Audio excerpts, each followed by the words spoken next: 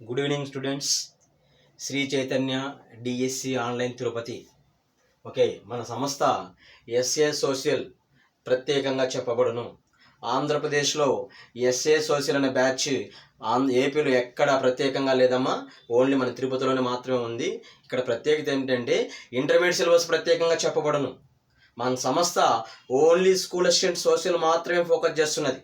Okay, అదేవిధంగా intermediate syllabus దరిదాపులు 40 days మీకు ఆఫ్లైన్లో ఇవ్వబడును. ఆన్లైన్లో వచ్చేసి మొత్తం షూట్ చేసి మీకు యాప్ ద్వారా తీసుకోవచ్చు. అదేవిధంగా ఇంతకుముందు తరగతిలో మనము 9వ తరగతి పాఠ్యాంశంలో వృక్ష సంపద మరియు వన్యప్రాణులు అనే చాప్టర్ డిస్కషన్ చేసామమ్మా. ఓకే, మరియు ఏ చాప్టర్ అండి? వృక్ష సంపద మరియు వన్యప్రాణులు.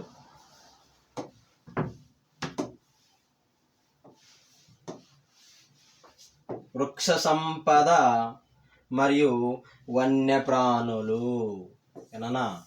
వృక్ష సంపద మరియు వన్యప్రాణులు. ఈ చాప్టరు మనము ఏ తరగతిలో చూస్తాము? 9వ తరగతిలో చూస్తాం. మరియు ఇదే చాప్టర్ సంబంధించిన సమాచారము మనకు 7వ తరగతిలో కనపడుతుందమ్మా. ఆ చాప్టర్ పేరు వచ్చేసి అడవులు. ఇది 7th క్లాస్ చాప్టరు అడవులు, ఇది 9th క్లాస్ చాప్టరు అడవులు. మరియు ఇంతకుముందు తరగతిలో మనము అడవుల రకాలు చర్చించాం. భారతదేశంలో అడవుల రకాలు ఎన్ని రకాల ప్రస్తావన తీసుకున్నాం? మనం 5 రకాల అడవుల రకాల ప్రస్తావన తీసుకున్నాం. అదేవిధంగా సతత హరిత అరణ్యాలు చర్చించాము, ఉష్ణమండల ఆకురాల్చు అరణ్యాలు చర్చించాము, ఉష్ణమండల ముళ్ళ పొదలు లేదా చిట్టి అరణ్యాలు చర్చించాం. ఇప్పుడు 4వ రకం వచ్చేసి పర్వతీయ అరణ్యాలు. ఏ అరణ్యాలు? పర్వతీయ అరణ్యాలు. మీకు అందరికి తెలుసమ్మా, పర్వతీయ అరణ్యాలు ఏ పరిసర ప్రాంతాలలో విస్తరించి ఉంటాయని ప్రస్తావన తీసుకుంటే ఎత్తైన ప్రాంతాలలో లేదా పర్వత ప్రాంతాలలో విస్తరించి ఉన్న అరణ్యాలను పర్వతీయ అరణ్యాలు అంటున్నాము. ఓకే, భారతదేశంలో మేము ప్రస్తావన తీసుకుంటే భారతదేశంలో ఎత్తు ప్రాంతాలు, మీరు ఉత్తర భారతదేశం చూస్తున్నారా, దక్షిణ భారతదేశం చూస్తారా? ఉత్తర భారతదేశం చూస్తారు. ఈ ఉత్తర భారతదేశంలో హిమాలయ పరిసర ప్రాంతాలలో ఎత్తు ప్రాంతాలలో చూస్తారు. అదేవిధంగా మనము ఇప్పుడు ప్రజెంట్ ఏం చేస్తున్నాము? పర్వతీయ అరణ్యాలు చర్చిస్తున్నాం. మరి పర్వతీయ అరణ్యాలు ఎక్కడ విస్తరించి ఉంటాయి? ఎత్తైన ప్రాంతాలలో. ఏనన్నా? ఎత్తైన ప్రాంతాలలో మరియు లేదా అదేవిధంగా మరి పర్వత ప్రాంతాలలో విస్తరించి ఉన్న అరణ్యాలను పర్వతీయ అరణ్యాలు అంటున్నాము. అదేవిధంగా నెక్స్ట్ తదుపరి మనం తీసుకుంటే ప్రపంచంలో ఇవి చల్లని ప్రాంతాలలో విస్తరించి ఉంటాయి. ఎక్కడైతే ఉష్ణోగ్రత తక్కువగా ఉంటుందో ఆ పరిసర ప్రాంతాలలో ఈ పర్వతీయ అరణ్యాలు విస్తరించి ఉంటాయి. మీరు జనరల్గా చూడొచ్చు, పర్వతాలలో ఎత్తుకుపోయే ఉష్ణోగ్రత తక్కువగా ఉంటుందా లేదా? అదేవిధంగా ఉష్ణోగ్రత తక్కువగా ఉన్న ప్రాంతాలలో ఈ పర్వతీయ అరణ్యాలు విస్తరించి ఉంటాయి. ఏనన్నా? ఏంటి? ఉష్ణోగ్రత తక్కువగా ఉన్న ప్రాంతాలలో ఈ పర్వతీయ అరణ్యాలు విస్తరించి ఉంటాయి. ఇవి ప్రపంచంలో మనం తీసుకుంటే భూమధ్య రేఖ అనే ప్రాంతం నుండి, ఏనన్నా? భూమధ్య రేఖ ప్రాంతం అనగా ఉష్ణమండలం అనే ప్రాంతం నుంచి మరియు టండ్రా అనే ప్రాంతం వరకు ఈ అరణ్యాలు విస్తరించుంటాయి. అంటే భూమధ్యరేఖ ప్రాంతం నుంచి టండ్రా అనే ప్రాంతం వరకు ఎక్కడైతే ఎత్తు ప్రాంతాలు ఉంటాయో ఆ ఎత్తు ప్రాంతాలలో చల్లని ప్రదేశాలలో ఈ అరణ్యాలు విస్తరించి ఉంటాయి. అదేవిధంగా ఈ అరణ్యాలలో చెట్లు ఎత్తు ప్రాంతాలలో సన్నని ఆకులు కలిగి మంచు పడి జారిపోయే విధంగా విస్తరించి ఉంటాయి. ఏమన్నా అర్థమైందా? ఎత్తు ప్రాంతాలలో చెట్లు మన ప్రస్తావన తీసుకుంటే ఈ విధంగా చెట్లు విస్తరించి ఉంటాయి. చెట్లు ఆకులు మరియు సన్నగా కలిగి ఉండి మంచు పడి జారిపోయే విధంగా విస్తరించి ఉండను. అందువలన వీటిని ఉత్తర భారతదేశంలో విస్తరించి ఉండడం వల్ల వీటిని ఏమంటున్నాం మనము? సమశీతోష్ణ అరణ్యాలు అంటున్నాము. పర్వతీయ అరణ్యాలకు మరొక పేరేంటమ్మా? సమశీతోష్ణ అరణ్యాలని కూడా అనొచ్చు. ఎందుకు వీటిని సమశీతోష్ణ అరణ్యాలు అంటున్నామంటే ఒక ప్రస్తావన. ఇవి ఉత్తర భారతదేశంలో ఉన్నాయంటున్నాను. ఉత్తర భారతదేశము అనగా కర్కట రేఖకు ఉత్తర దిశలో ఉంది. కర్కట రేఖకు ఉత్తర దిశలో ఉంది. అలా కర్కట రేఖ ఉత్తర దిశలో హిమాలయ పరిసర ప్రాంతాలలో ఈ అరణ్యాలు ఉండడం వల్ల వీటిని సమశీతోష్ణ అరణ్యాలు అంటున్నాము. వీటి ఆకులు చాలా సన్నగా సూది మొనలాగా మంచు పడి జారిపోయే విధంగా ఉండడం వల్ల వీటికి మరొక పేరు శృంగారపు అరణ్యాలని కూడా అంటారు. ఏంటమ్మా? శృంగారపు అరణ్యాలు అంటే శృంగము ద్రోణి ఈ విధంగా చూడండి అన్న, ఇలా శృంగము ద్రోణి ఈ విధంగా చెట్లు ఆకారాలు ఉంటాయి. ఈ విధంగా చెట్లు ఆకారంలో ఉండడం వల్ల వీటికి మరొక పేరేంటి? శృంగారపు అరణ్యాలు. ఏంటమ్మా? శృంగారపు అరణ్యాలు. ఈ అరణ్యాలను ఎత్తును ఆధారంగా విభజన చేశారు. అదేవిధంగా 1000 మీటర్స్ నుంచి 2000 మీటర్స్ వరకు ఎత్తు ఉన్న ప్రాంతాలలో, ఇంతకుముందే చెప్పాను నేను, పర్వతీయ అరణ్యాలు అంటే ఏంటి? ఎత్తు ప్రాంతంలో ఉన్న అరణ్యాలు. ఇక్కడ టెంపరేచర్ ఏ విధంగా ఉంటుంది? చల్లగా ఉంటుంది. ఇవి ఎక్కడెక్కడి నుంచి ఎక్కడి వరకు ఉంటాయి? ఉష్ణమండలం అనే ప్రాంతం నుంచి టండ్రా అనే ప్రాంతం వరకు విస్తరించి ఉంటాయి. ఈ ప్రాంతాలలో మరియు చూస్తే ఎత్తు ప్రాంతాలు కావచ్చు, ఎత్తు ప్రాంతాలను విభజన చేశారు. 1000 మీటర్ల నుంచి 2000 మీటర్ల ఎత్తు వరకు ఉన్న పరిసర ప్రాంతాలలో ఏమన్నా ఆర్ధ సతత హరితారణ్యాలు అంటారు. ఆర్ధ సమశీతోష్ణ అరణ్యాలు అంటారు. ఆర్ధ సమశీతోష్ణ అరణ్యాలు అంటున్నాము. సమశీతోష్ణ అరణ్యాలు అంటున్నాము. మరియు ఎన్ని మీటర్ల ఎత్తులో? 1000 మీటర్స్ నుంచి 2000 మీటర్ల ఎత్తుల ప్రాంతాలలో ఉన్న అరణ్యాలను ఆర్ధ సమశీతోష్ణ అరణ్యాలు అంటున్నాము. ఇక్కడ కలప తీసుకుంటే మనకు హోక్ అని కలపను చూడొచ్చు. హోకును సింధూరం అంటామమ్మా. సింధూరం అనే చెట్టు ఇది హోకు. అదేవిధంగా ఇక్కడ ఆర్ధ సమశీతోష్ణ అరణ్యాల్లో మరిక చూస్తాం. ఓక్తో పాటు చెస్ట్ నట్ అనే కలప చూస్తాం. చెస్ట్ నట్ అనే కలప చూస్తాం. ఈ చెట్టు పేరు బాదం చెట్లు. ఇవి వెడల్పు ఆకులతో పచ్చగా విస్తరించి ఉంటాయి. ఎక్కడున్న ప్రాంతాలలో?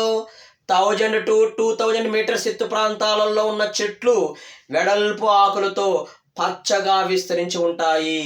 ఎగ్జాంపుల్ మనం తీసుకుంటే ఓక్ అనే చెట్టు ఇక్కడ కనపడుతుంది, మరియు చెస్ట్ నట్ అనే చెట్టు కనపడుతుంది. అదేవిధంగా ఇంకో రొంత పైకి వెళ్దామమ్మా. మరియు మనం హిమాలయ ప్రస్తావన తీసుకుంటున్నాం. ఈ హిమాలయ ప్రస్తావన కావచ్చు, లేదా ఎత్తు ప్రాంతాలలో కావచ్చు, మరియు మన దేశం అడవుల ప్రస్తావన మనం తీసుకుంటున్నాము.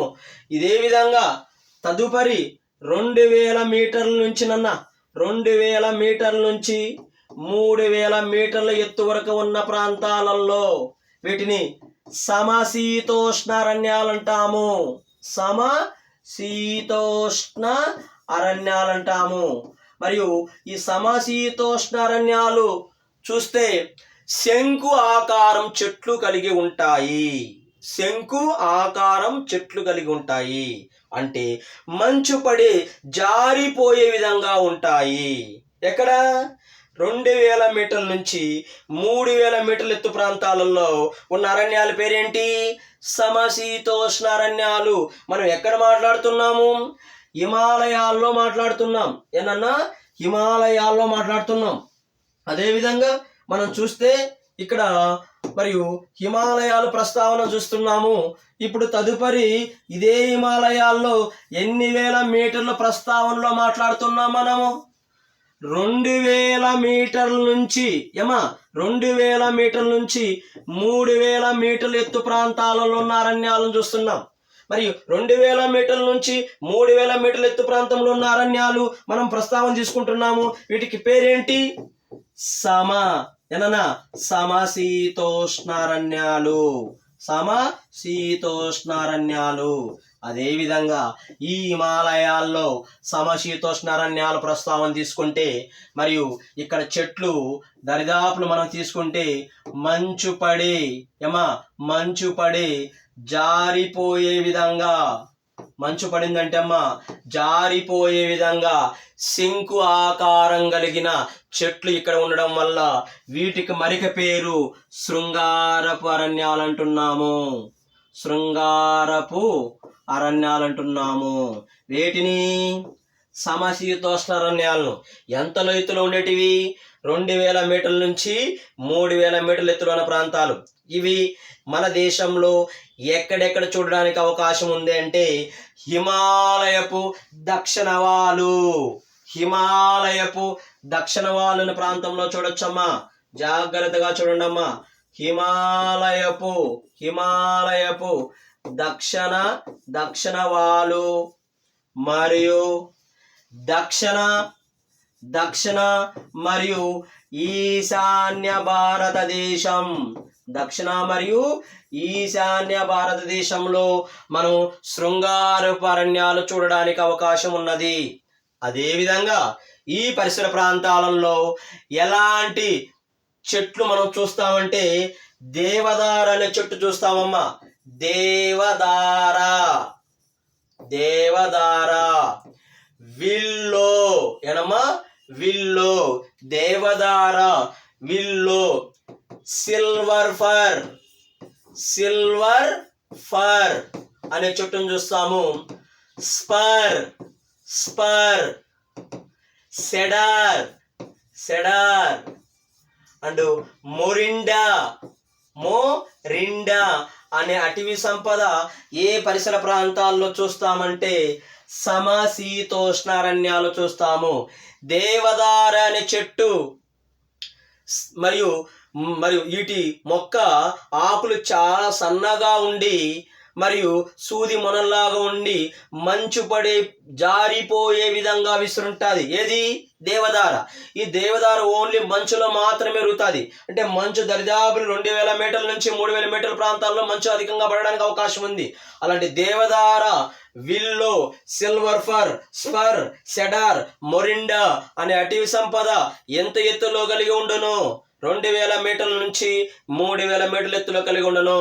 అదేవిధంగా తదుపరి ఇదే పర్వతీయ అరణ్యాల్లో మరొక విషయం ఏంటంటే 3600 మీటర్లు ఎత్తైన ప్రాంతాలలో 3600 మీటర్లు ఎత్తైన ప్రాంతాలలో సమశీతోష్ణ అరణ్యాలతో పాటు గడ్డి భూములు కనుక విస్తరించి ఉంటాయి. సమశీతోష్ణ అరణ్యాలతో పాటు గడ్డి భూములు కూడా విస్తరించి ఉంటాయి. ఎందుకు? ఎత్తుకుపోయే కొలది సమశీతోష్ణ అరణ్యాలు తగ్గి గడ్డి భూములు ఉండడానికి అవకాశం ఉంది. ఎందుకు? మంచు ఎక్కువగా పడుతుంది. మంచు ఎక్కువగా పడిందంటే చెట్లు అనేది తగ్గి మొత్తం గడ్డి భూములుగా విస్తరించి ఉంటాయి. ఎంత ఎత్తులో? 3600 మీటర్ల ఎత్తులో. 3600 మీటర్ల ఎత్తులో మనం ఈ హిమాలయాల్లో మనం చూస్తే మనకి ఏం కనపడుతున్నాయి? ఇక్కడ మేజర్గా ఆల్పైన్స్ చెట్లతో పాటు గడ్డి భూములు కూడా కలవు. ఆల్పైన్స్ చెట్లతో పాటు గడ్డి భూములు కలవు. అలా ఎత్తుకుపోయే కొలది ఆల్పైన్స్ అంటే ఏంటి? ఒక వృక్షం. ఎందులో ఉంటుంది? ఇది సమశీతోష్ణ అరణ్యాల్లో ఉంటుంది. ఆ సమశీతోష్ణ అరణ్యాలతో పాటు గడ్డి భూములు గడువు విస్తరించి ఉంటాయి. ఏ పరిసర ప్రాంతాలలో? 3600 మీటర్ల ఎత్తు ప్రాంతాలలో. అలా పైకి పోయే కొలది ఆల్పైన్స్ అనే మొక్క తగ్గి గడ్డి భూములు విస్తరించును. ఆల్పైన్స్ అనే మొక్క తగ్గి గడ్డి భూములు విస్తరించును. అదేవిధంగా ఆల్పైన్స్ వృక్ష సముదాయంలో ఎలాంటి చెట్లు ఉంటాయో మనం ప్రస్తావన తీసుకుంటే ఇక్కడ సిల్వర్ ఫర్ అనే చెట్టు మళ్ళీ చూడొచ్చు. సిల్వర్ ఫర్ అనే చెట్టు మళ్ళీ చూడొచ్చు. మరియు బదరా అనే చెట్టు, అలీవ్ అనే చెట్టు, బూర్జ్ అనే చెట్టు, ఇవి అలీవ్ మొక్కలు, ఆల్పైన్స్ ప్రాంతంలో ఉన్న చెట్లు. సిల్వర్ ఫర్, బదరా, అలీవ్, బూర్జ్ ఎన్ని మీటర్ల ఎత్తులో ఉంటాయి?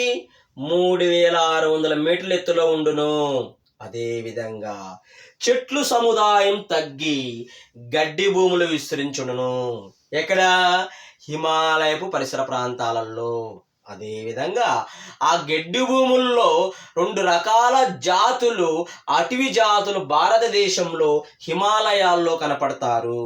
వాళ్ళు సంచార జాతి, వాళ్ళ వృత్తి పశు పోషణ, మరియు వాళ్ళు ఆ హిమాలయాల్లో పశువులు మేపుకుంటూ జీవనం కొనసాగిస్తారు. ఎక్కడ? 3600 మీటర్లు ఎత్తైన ప్రాంతాల్లో ఆల్పైన్స్ అరణ్యాలు తగ్గి ఏముంటాయి? గడ్డి భూములు ఉంటాయి. ఈ గడ్డి భూమి పరిసర ప్రాంతాలలో గుజ్జర్స్ అనే తెగ, గుజ్జర్స్ అనే తెగ, బకర్వాల్స్ అనే అటవీ తెగలు, వీళ్ళను సంచార జాతులు. ఈ 2 రకాల జాతులు గడ్డి ద్వారా పశువులు మేపుకొని జీవనం కొనసాగిస్తారు. ఏ పరిసర ప్రాంతాలలో? సమశీతోష్ణ అరణ్యాలలో. ఎంత ఎత్తులో? 3600 మీటర్ల ఎత్తులో. ఇక్కడ మనం ఏమి చూడొచ్చు?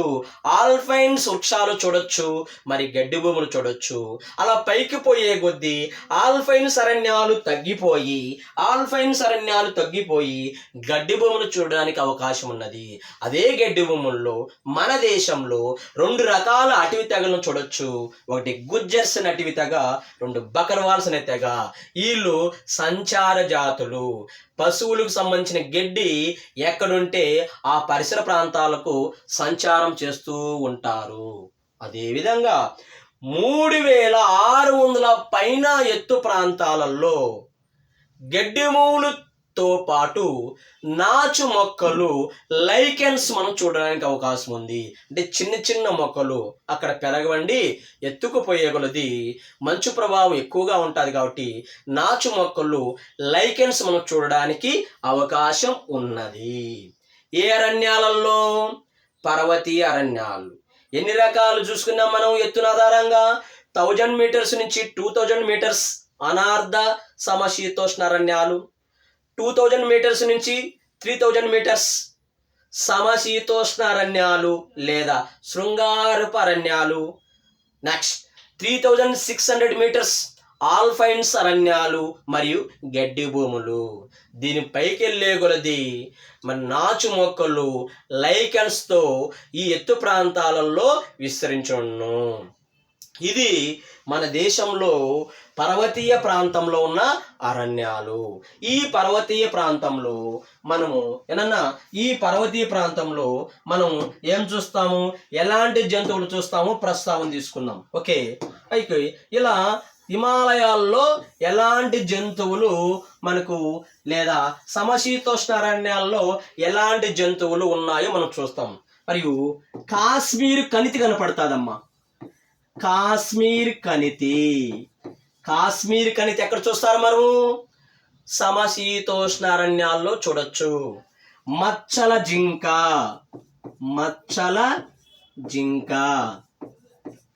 అడవి గొర్రెలు,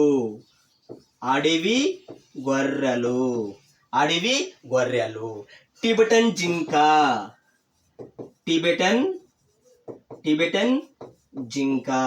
ఈ టిబెటన్ జింక ఈ పరిసర ప్రాంతాల్లో మనం చూస్తాం. మరియు మంచు ఉడతలు, కొమ్ములు బొచ్చు కొండ గొర్రె, దీన్ని హార్న్ అంటామమ్మా. హార్న్ అంటాం. మరియు నెక్స్ట్ బొచ్చు మేక,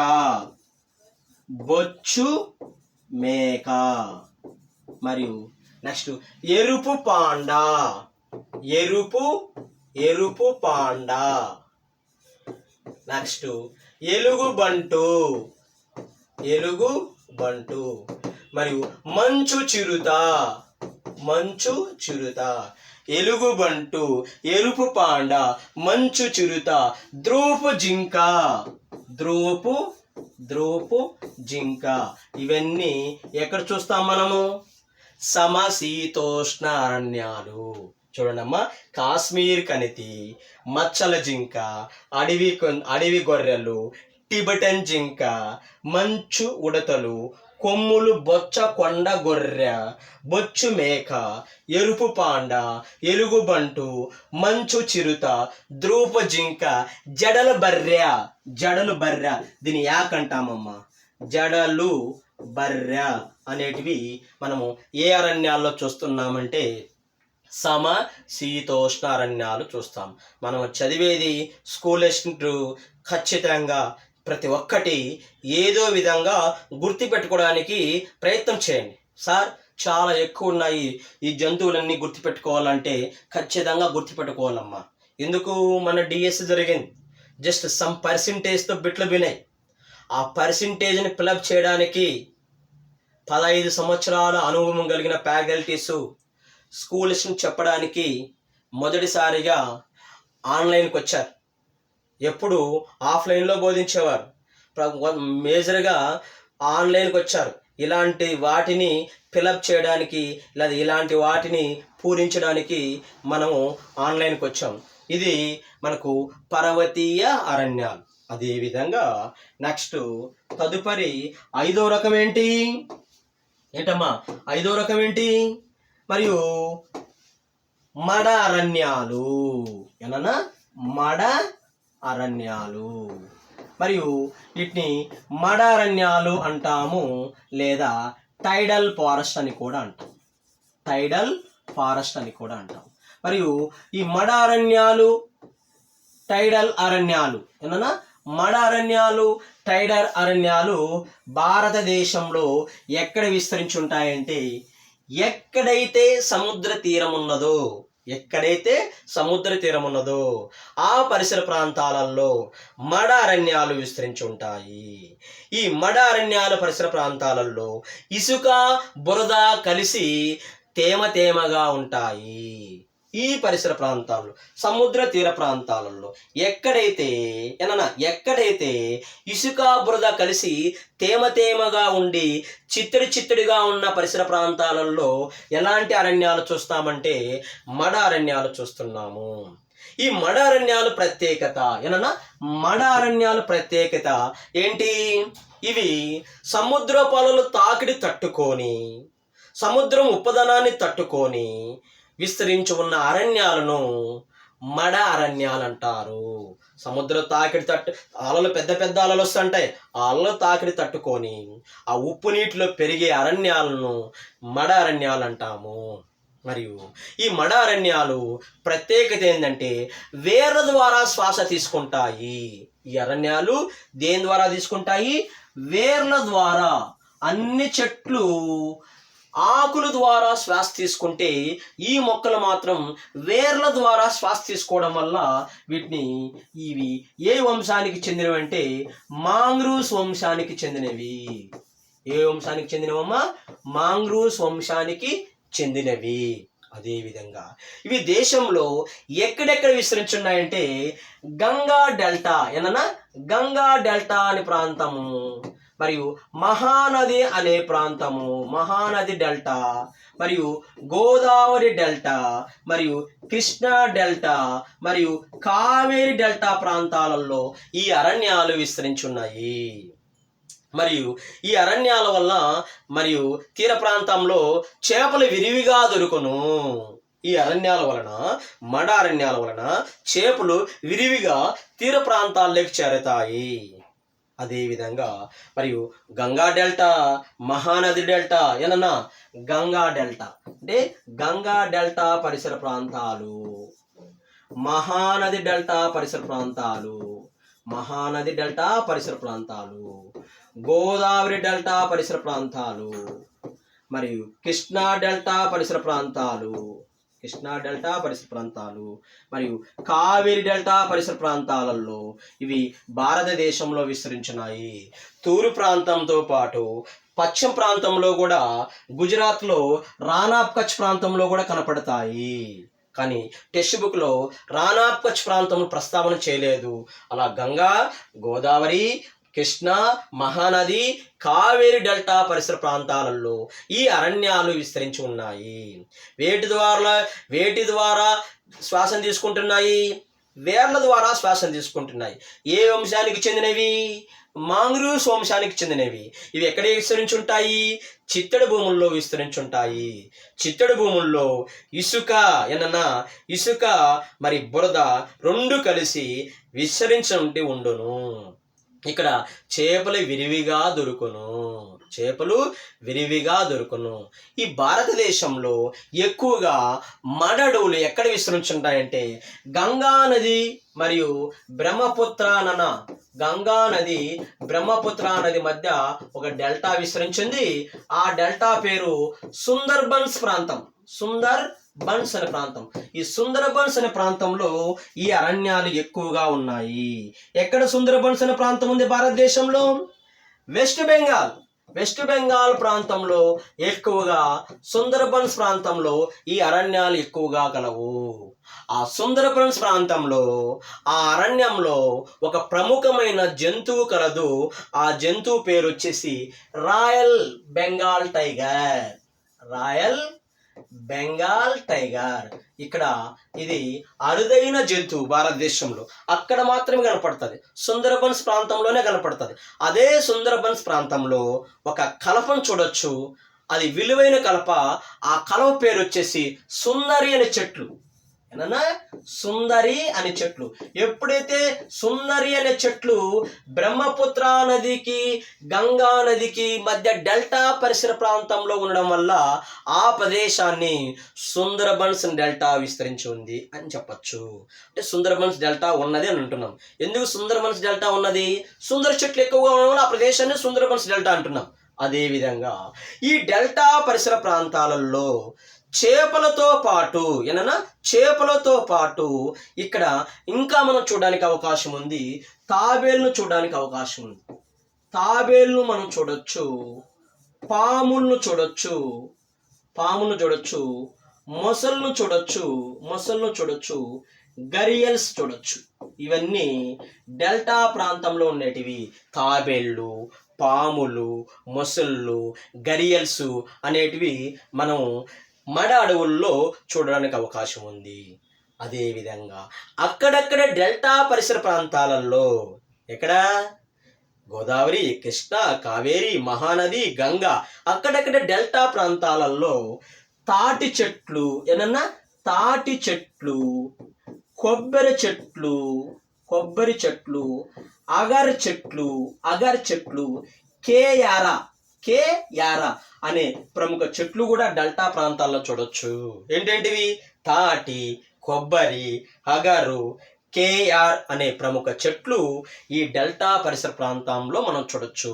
ఇక్కడ ఇరివిగా ఏమి దొరుకుతాయి? చేపలు దొరుకుతాయి. ఇదే డెల్టా ప్రాంతంలో సుందర్బన్స్ ప్రాంతంలో అరుదైన జంతువు ఏంటి?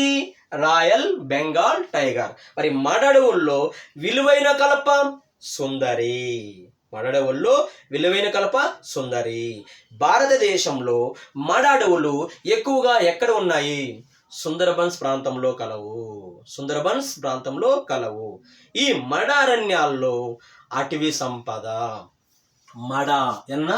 మడ చెట్లు కనపడతాయి. తెల్ల మడ, పొన్న మరియు బొడ్డు పొన్న మరియు సుందరి అనే ప్రముఖ అటవీ సంపద ఏ అరణ్యాల్లో చూస్తున్నాము? మడ అరణ్యాలు చూస్తున్నాము. మరి మడ అరణ్యాలు ఎక్కడుంటాయి? సముద్ర తీర ప్రాంతాల్లో ఉంటాయి, లేదా పోటుపాటులకు గురైన ప్రాంతాల్లో ఉంటాయి. పోటుపాటులు అంటే ఏంటి? సముద్రపు అలలు తాకిడి ఎక్కువగా ఉంటే ఆ పరిసర ప్రాంతాలలో మడ అరణ్యాలు విస్తరించుంటాయి. ఇక్కడ టెక్స్ట్ బుక్లో మరొక పాయింట్ చర్చాడు. ఈ అరణ్యాలు బ్యాక్ వాటర్ సముదాయంలో విస్తరించి ఉండును. మంచి బిట్ అండి, ఇది చాలా విలువైన సమాచారం. ఈ మడడవులు బ్యాక్ వాటర్ సముదాయంలో విస్తరించి ఉండును. బ్యాక్ వాటర్స్ అంటే సముద్రపు జలాలు వెనుకకి రావడం. అలా సముద్రపు జలాలు ఎప్పుడైతే అలలు వస్తూ పోతున్న సముద్రంలో వెనక్కి వస్తే అక్కడ నిలిచిపోతుంది వాటర్, దాన్ని బ్యాక్ వాటర్ అంటాం. ఆ బ్యాక్ వాటర్ పరిసర ప్రాంతంలో ఎలాంటి అరణ్యాలు విస్తరించి ఉంటాయి? మడ అరణ్యాలు విస్తరించి ఉంటాయి. ఇందులో very very important location, one of the royal Bengal tiger, one of the Sundari tree. మరియు అదేవిధంగా బ్యాక్ వాటర్ పరిసర ప్రాంతాల్లో క్రింది వానిలో ఎలాంటి అరణ్యాలు ఉంటాయి? మడ అరణ్యాలు. తీర ప్రాంతంలో ఎలాంటి అరణ్యాలు ఉంటాయి? మడ అరణ్యాలు. మరియు లవణీత పరిసర ప్రాంతాలలో మరియు సముద్ర పనులు తాకిడి తట్టుకొని కనపడే క్రింది వానిలో ఎలాంటి అరణ్యాలు? మడ అరణ్యాలు. ఇది మనకు దేశంలో ఉన్న 5 రకాల అడవులు ప్రస్తావన మనము కంప్లీట్ చేశాము.